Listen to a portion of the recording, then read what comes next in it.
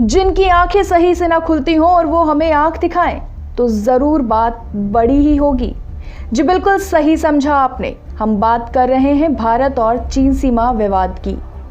अभी डोकलाम का मुद्दा थोड़ा संभला ही था कि चीन फिर एक नया विवाद लेकर भारत के सामने खड़ा हो गया है। ये नया विवाद लद्दाख को लेकर खड़ा हुआ है। चीनी मीडिया की माने तो ये विवाद डोकलाम से भी बड़ा विवाद साबित होगा। ज्ञात रहे कि 3 साल पहले भारत चीन का डोकलाम विवाद लगभग 70 दिनों तक चला था। क्यों है विवाद? लद्दाख में चीन से जुड़ी लगभग 800 किलोमीटर की विवादित सीमा पर 5 सेक्टरों में अक्सर दोनों देशों की सेनाओं का आमना सामना होता रहता है। इनमें चुमार, दमचोक, पेंगोंग और डीबीओ के 2 इलाके शामिल हैं। लद्दाख के 2 इलाकों में 9 और 10 मई से ही दोनों देशों के हजारों सैनिक आमने सामने आ चुके हैं। सूत्रों के मुताबिक सीमा पर काफी तानातानी का माहौल बन चुका है। चीन ने सीमा पर न केवल टेंट लगा दिए हैं बल्कि भारी वाहन हथियार तैनात कर दिए हैं। जिस हिसाब से सीमा पर गर्मी का माहौल है, जल्द भारत और चीन के बीच युद्ध देखने को मिल सकता है। तो आइए हम बताते हैं कि अगर आज भारत और चीन के बीच युद्ध हुआ तो कौन किस पे भारी पड़ सकता है। इतना तो आप भी जानते ही हैं कि लड़ाई में क्रूरता और लड़ाई की कला आना बहुत ही जरूरी है।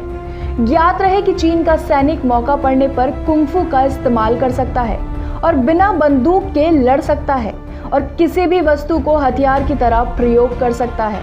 इसके अलावा चीनी सैनिक खाने के लिए अंडे, मांस या अन्य पौष्टिक आहारों की खेप का इंतजार न करके जानवर, पशु, पक्षी, सांप, बिच्छू को खाकर अपना पेट भर सकते हैं।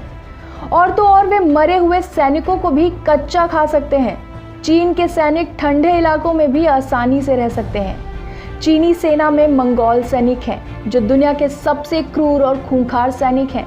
भारत के ऊपर जब नादिर शाह और चंगेज खान ने आक्रमण किया था तो उनकी मुख्य ताकत उनकी सेना के मंगोल सैनिक ही थे।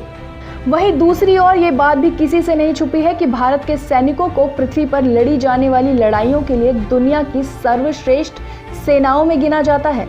यह कहना गलत नहीं होगा कि यदि किसी सेना में अंग्रेज अफसर हो, अमेरिकी हथियार हो और हिंदुस्तानी सैनिक हो तो उस सेना को युद्ध के मैदान में हराना नामुमकिन होगा। तो आइए देखते हैं सैन्य शक्तियों के अनुसार कौन किस पे भारी पड़ सकता है। भारत के पास कुल एक्टिव सेना है 13,25,000। इसके विपरीत देखा जाए तो चीन की कुल आर्मी है 23,35,000। आइए देखते हैं नौसेना की शक्तियों को। भारत के पास एक युद्धपोत है, वहीं चीन के पास भी एक ही युद्धपोत है। भारत के पास 18 विमान वाहक युद्धपोत हैं, वहीं चीन इस मामले में भारत पर भारी पड़ सकता है जिसके पास 48 विमान वाहक युद्धपोत हैं। भारत के पास 15 लड़ाकू युद्धपोत हैं, वहीं चीन के पास 51 लड़ाकू युद्धपोत हैं। भारत के पास 10 डिस्ट्रॉयर युद्धपोत हैं, वहीं चीन के पास 35 डिस्ट्रॉयर युद्धपोत हैं। भारत के पास 20 छोटे जंगी जहाज हैं, वहीं यहाँ चीन भारी पड़ सकता है जिसके पास 35 छोटे जंगी जहाज हैं। भारत के पास 14 पनडुब्बियां हैं, वहीं चीन भारत से कहीं आगे है, उसके पास 68 पनडुब्बियां हैं। भारत के पास 135 गश्ती युद्धपोत हैं, वहीं चीन के पास 220 गश्ती युद्धपोत हैं। नौसेना शक्तियों में भारत जरूर पिछड़ता नजर आ रहा है, लेकिन भारत के पास एक ऐसा अचूक हथियार है जिसकी काट चीन के पास भी नहीं है और वो है INS विक्रमादित्य युद्धपोत। INS विक्रमादित्य युद्धपोत पूर्व सोवियत विमान वाहक एडमिरल गोशकोव का नया नाम है। इस विमान वाहक पोत को 2013 में भारतीय नौसेना में शामिल किया गया था।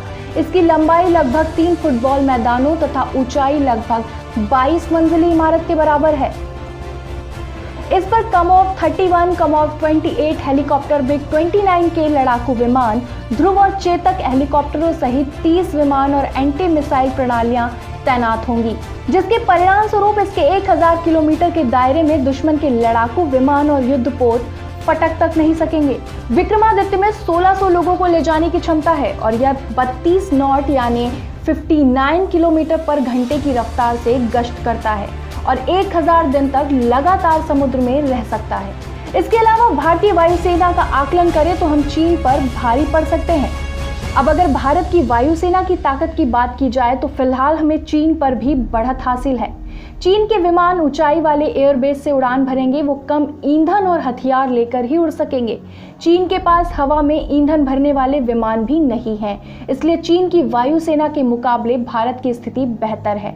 उपरोक्त सभी बातों को ध्यान में रखा जाए और भारत के वैश्विक संबंधों को देखा जाए तो चीन के लिए ये लड़ाई बिल्कुल भी आसान नहीं होने वाली है, क्योंकि कोरोना वायरस के मामले के बाद चीन की छवि पूरे विश्व में धूमिल हो चुकी है। ऐसे में यदि उसका भारत से युद्ध हुआ तो कोई भी देश उसका साथ नहीं देगा। वहीं दूसरी ओर भारत के अमेरिका सहित सभी देशों से अच्छे रिश्ते हैं, जिसका फायदा भारत को युद्ध में मिलने की पूरी संभावना है।